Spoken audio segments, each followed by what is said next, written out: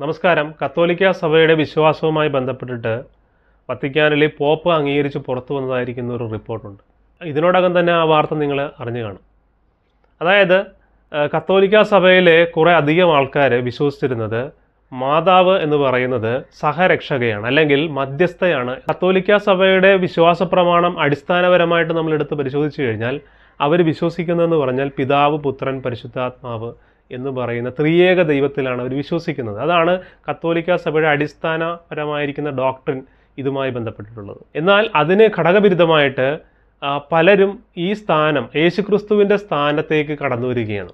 യേശുക്രിസ്തുവിനുള്ള ആരാധനയും യേശുക്രിസ്തു മാത്രമാണ് ദൈവത്തിനും മനുഷ്യർക്കും ഇടയിൽ ഏകമധ്യസ്ഥൻ എന്ന് പറയുന്ന ആ സ്ഥാനമൊക്കെ മാറ്റിയിട്ട് യേശുക്രിസ്തുവിൻ്റെ സ്ഥാനത്തേക്ക് മാതാവും അതുപോലെ തന്നെ പുണ്യവാളന്മാരും ഒക്കെ വരുന്നതായിരിക്കുന്ന ഒരു സ്ഥിതി വിശേഷത നമ്മൾ ഈ കത്തോലിക്ക സഭയിൽ കാണാനായിട്ട് സാധിക്കും. അതിൽ പ്രധാനപ്പെട്ടതായിരിക്കുന്ന ഒരു ഭക്തിയാണ് മരിയ ഭക്തി എന്ന് പറയുന്നത്. മറിയ എന്ന് പറഞ്ഞാൽ ഒരു കാരണവശാലും യേശുക്രിസ്തുവിൻ്റെ ആ സ്ഥാനത്തേക്ക് പ്രവേശിക്കുവാനായിട്ട് സാധിക്കാത്ത ഒരു സാധാരണ സ്ത്രീയാണെന്നുള്ളത് ബൈബിൾ തന്നെ വെളിപ്പെടുത്തുന്നതായിരിക്കുന്ന കാര്യമാണ്. എന്നാൽ മറിയ വളരെ ബഹുമാന യോഗ്യയായിരിക്കുന്ന ഒരു വ്യക്തിയാണ് എന്ന് കാണാനായിട്ട് സാധിക്കും. മറിയെപ്പോലെ ജീവിച്ചതായിരിക്കുന്ന, മറിയെപ്പോലെ നിസ്തുല്യമായിരിക്കുന്ന കൃപ ലഭിച്ചതായിരിക്കുന്ന ഒരു സ്ത്രീ ഈ ഭൂമിയിൽ ജനിച്ചിട്ടില്ല എന്ന് കാണാൻ കഴിയും. അത്രമേൽ ബഹുമാന്യയായ മാന്യയായ ഒരു സ്ത്രീ രത്നമായിരുന്നു മറിയ എന്ന് പറയുന്നത്. എന്നാൽ ആ നിലയിൽ മറിയയെ ബഹുമാനിക്കേണ്ടതിന് പകരം മറിയയെ സഹരക്ഷകയായും മധ്യസ്ഥയായും ഒക്കെ ഈ കത്തോലിക്ക സഭയിലെ അങ്ങനെ ആരാധിക്കുവാനും അങ്ങനെ മധ്യസ്ഥം വഹിക്കുവാനും പ്രാർത്ഥിക്കുവാനും ഒക്കെ തുടങ്ങി എന്നുള്ളതാണ്. ദൈവത്തിനോട് മാത്രമേ പ്രാർത്ഥിക്കാനായിട്ട് പാടുള്ളൂ, ദൈവത്തെ മാത്രമേ ആരാധിക്കാൻ പാടുള്ളൂ. എന്നാൽ അതിന് ഘടകവിരുദ്ധമായിട്ട് പലരും മറിയയോട് പ്രാർത്ഥിക്കാനും മറിയയോട് മാധ്യസ്ഥം വഹിക്കുവാനും മറിയയെ സഹരക്ഷകയായി കാണുവാനും ഒക്കെ തുടങ്ങി. ഈ സഹരക്ഷക എന്ന് പറയുന്നത് കൊണ്ട് ഉദ്ദേശിക്കുന്നതെന്ന് പറഞ്ഞു കഴിഞ്ഞാൽ യേശുക്രിസ്തുവാണ് രക്ഷകൻ. യേശുക്രിസ്തു ഭൂമിയിൽ അവതരിച്ച രക്ഷകനാണ്. പാപികളായിരിക്കുന്ന മനുഷ്യരെ അവരുടെ പാപങ്ങളുടെ ശിക്ഷയായ മരണത്തിൽ നിന്നും വീണ്ടെടുക്കുവാനായിട്ട് അവതരിച്ചതായിരിക്കുന്ന യേശുക്രിസ്തു. ആ യേശുക്രിസ്തുവിൻ്റെ രക്ഷാകരമായിരിക്കുന്ന ദൗത്യത്തിൽ മറിയത്തിന് കൂടി പങ്കുണ്ട് എന്ന് പറയുന്നതിലൂടെയാണ് അവർ ഈ സഹരക്ഷക എന്ന വേർഡ് കൊണ്ട്, എന്ന വാക്കുകൊണ്ട് അർത്ഥമാക്കുന്നത്. യേശുക്രിസ്തുവിന് മാത്രമല്ല മനുഷ്യകുലത്തെ പാപത്തിൽ നിന്ന് രക്ഷിച്ചതിലുള്ള പങ്ക്, പകരം മറിയത്തിനും അതിൽ പങ്കുണ്ട് എന്നുള്ള തരത്തിലാണ് അവരിതിനെ സംബന്ധിച്ച് പറയുന്നത്. അപ്പോൾ ഇങ്ങനെ പറയുന്നതായിരിക്കുന്ന ഈ വ്യാഖ്യാനം, ഈ പഠിപ്പിക്കൽ വളരെ അപകടകരമായിരിക്കുന്ന നിലയിലേക്ക് പോയി എന്ന് കണ്ടതുകൊണ്ടാണ് ഇന്ന് കത്തോലിക്ക സഭ ഇതുമായി ബന്ധപ്പെട്ടിട്ട് ഒരു തിരുത്തൽ രേഖപ്പെടുത്തുവാനായിട്ട് തയ്യാറായത്. ഇന്ന് നമ്മളുടെയൊക്കെ നാട്ടിൽ തന്നെ നമ്മൾ പരിശോധിച്ചു കഴിഞ്ഞാൽ കത്തോലിക്ക സഭ എന്ന് പറയുമ്പോൾ ആദ്യമേ നമ്മുടെ മുൻപിലേക്ക് വരുന്നതായിരിക്കുന്ന ചിത്രം എന്ന് പറഞ്ഞാൽ മാതാവിൻ്റെ ചിത്രമാണെന്ന് കാണാനായിട്ട് സാധിക്കും. കാരണം അത്രമേൽ മരിയ ഭക്തി ഈ ജനങ്ങളിൽ വ്യാപരിച്ചിരിക്കുന്നതായിട്ട് നമുക്ക് കാണാൻ സാധിക്കും. അതിരുവിട്ടതായിരിക്കുന്ന മരിയ ഭക്തിയെയും അതിരുവിട്ടതായിരിക്കുന്ന ഈ പുണ്യവാളന്മാരോടുള്ള ഭക്തിയെയും ഒക്കെ വിമർശിച്ചുകൊണ്ട് രംഗത്ത് വരാറുണ്ട്. അങ്ങനെ ചില മാന്യ വ്യക്തിത്വങ്ങൾ വന്നിട്ട് അവരെ തിരുത്തുന്നുണ്ട്. അതൊക്കെ നല്ല കാര്യങ്ങളാണ്. എന്നാൽ കത്തോലിക്ക സഭ ഇന്നിപ്പോൾ പോപ്പ് തന്നെ എന്ത് ചെയ്തിരിക്കുന്നു, ഈ ഒരു കാര്യത്തിൽ ഒരു തീർപ്പ് കൽപ്പിച്ചിരിക്കുകയാണ്. മറിയയെ സഹരക്ഷക എന്ന് പറയാനായിട്ട് പാടില്ല എന്നുള്ളതാണ്. രക്ഷകൻ എന്ന് പറയുന്നത് അത് യേശുക്രിസ്തു മാത്രമാണ്.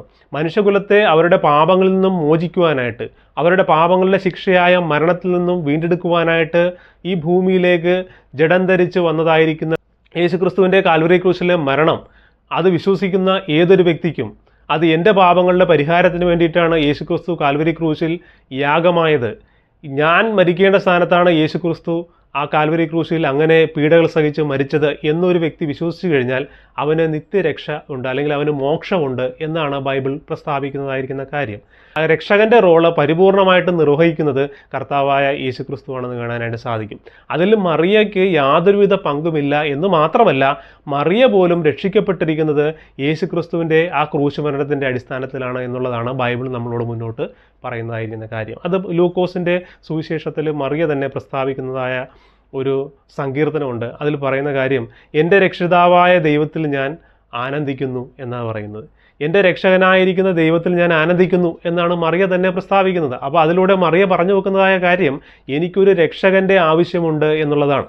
ഒരു ആപത്തിൽ അകപ്പെട്ട് കിടക്കുന്ന ഒരാളെ രക്ഷിക്കുന്ന ആളാണ് രക്ഷകൻ എന്ന് പറയുന്നത്.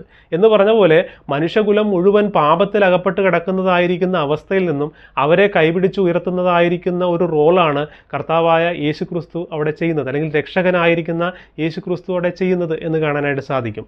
ഇത്ര അസന്നിഗ്ധമായിട്ട് ബൈബിൾ പ്രസ്താവിച്ചിരിക്കുന്ന ഒരു കാര്യത്തോടുള്ള ബന്ധത്തിലാണ് മറിയയെ എന്ത് ചെയ്യുന്നത്, മറിയയെ സഹരക്ഷകയായിട്ട് ഉയർത്തിക്കൊണ്ടുവരാനായിട്ട് കത്തോലിക്ക സഭയിൽ തന്നെ ഉള്ള ചിലർ ശ്രമിച്ചത്. എന്നാൽ അതിന് ഇന്ന് ഈ പോപ്പ് എന്തിരിക്കുന്നു, അതിനൊരു അന്ത്യം കുറിച്ചിരിക്കുന്നു എന്ന് കാണാൻ സാധിക്കും. ആരാധന എന്നതുകൊണ്ട് ബൈബിൾ വിവക്ഷിക്കുന്നതായിരിക്കുന്ന കാര്യം എന്ന് പറഞ്ഞു കഴിഞ്ഞാൽ, നമ്മളൊരു വ്യക്തിയോട് പ്രാർത്ഥിച്ചു കഴിഞ്ഞാൽ അത് ആരാധനയാണെന്നുള്ളതാണ്. അപ്പം മാതാവിനോട് പ്രാർത്ഥിക്കുന്നതായിരിക്കുന്ന സാധാരണക്കാരായ വിശ്വാസികൾ പ്രശ്നങ്ങളുടെ പരിഹാരക എന്നുള്ള നിലയിലാണ് അവർ അങ്ങനെ ആശ്രയിക്കുന്നത് എന്ന് കാണാൻ സാധിക്കും. അങ്ങനെ ആശ്രയിക്കുന്നതിലൂടെ അവർ പ്രഖ്യാപിക്കുന്നതായിരിക്കുന്ന കാര്യം എന്ന് പറഞ്ഞാൽ മാതാവ് ഒരു ദൈവതുല്യയായിട്ട് അവിടെ മാറുകയാണ്. ബൈബിൾ പറയുന്നത് നമ്മൾ പ്രാർത്ഥിക്കേണ്ടത് ദൈവത്തോട് മാത്രമാണ്. അതല്ലാതെ നമ്മൾ മറ്റൊരാളോട് പ്രാർത്ഥിച്ചു കഴിഞ്ഞാൽ നമ്മൾ ദൈവത്തോട് പ്രാർത്ഥിക്കുന്നതിന് തുല്യമാണ്. അപ്പോൾ നമ്മൾ അവിടെ അടിസ്ഥാനപരമായിട്ട് ആ വ്യക്തി എന്താക്കുന്നു, ദൈവമാക്കി മാറ്റുകയാണ് എന്നുള്ളതാണ്. പോപ്പിൻ്റെ റിപ്പോർട്ട് വന്നതിന് ശേഷം മാതാവ് സഹരക്ഷകയല്ല, മാതാവ് എന്താണ് സർവ്വകൃപകളുടെയും മധ്യസ്ഥയല്ല എന്നുള്ള കാര്യം ഞാൻ പലരോടും എൻ്റെ സുഹൃത്തുക്കളോട് പറഞ്ഞപ്പോൾ എന്നോട് പറഞ്ഞ കാര്യം, പോപ്പ് അങ്ങനെ പലതും പറയൂ എന്നുള്ളതാണ്.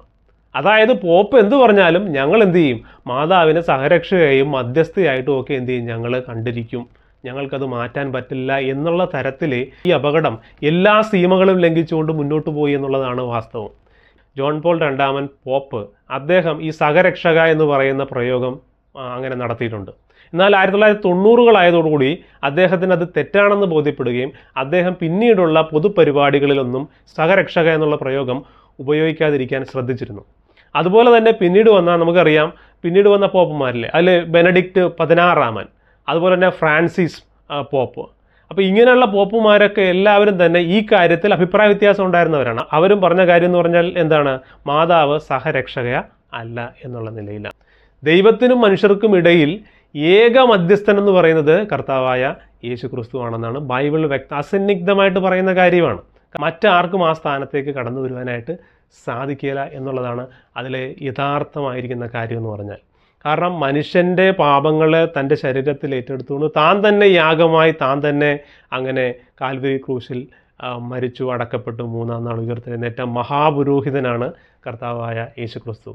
തൻ്റെ പാപങ്ങൾക്ക് വേണ്ടിയിട്ട് തനിക്ക് എന്ത് ചെയ്യണ്ടായിരുന്നു, അവിടെ യാഗം അർപ്പിക്കേണ്ടായിരുന്നു, താൻ തന്നെ എന്ത് ചെയ്തു, യാഗമായിട്ട് തീർന്നു എന്നുള്ളതാണ് അവിടെ പ്രസക്തമായിരിക്കുന്ന കാര്യം. നാളെ മറ്റൊരു രീതിയിലേക്കൊരു ബഹുദൈവ വിശ്വാസത്തിൻ്റെ തലത്തിലേക്ക് ഈ കത്തോലിക്ക സഭ കൂപ്പുകുത്തുവാനായിട്ട് അനുവദിക്കാനായിട്ട് പാടില്ല. ഒരു തലത്തിൽ ജനങ്ങൾ എന്ത് ചെയ്തു, ഈ പിതാവ് പുത്രൻ പരിശുദ്ധാത്മാവ് എന്നുള്ള ത്രിയേക ദൈവം എന്നുള്ള ആ വിശ്വാസത്തിൽ നിന്ന് എന്ത് ചെയ്തു, വെളിയിൽ പോയിരിക്കുന്നു. പലരോടും അവർ പ്രാർത്ഥിക്കുന്നുണ്ട്, പുണ്യാളന്മാരോട് പ്രാർത്ഥിക്കുന്നുണ്ട്, മാതാവിനോട് പ്രാർത്ഥിക്കുന്നുണ്ട്. അങ്ങനെ പ്രാർത്ഥിക്കുന്നതിലൂടെ അവരെ ആരാധിക്കുകയാണ് എന്ന് കാണാനായിട്ട് സാധിക്കും.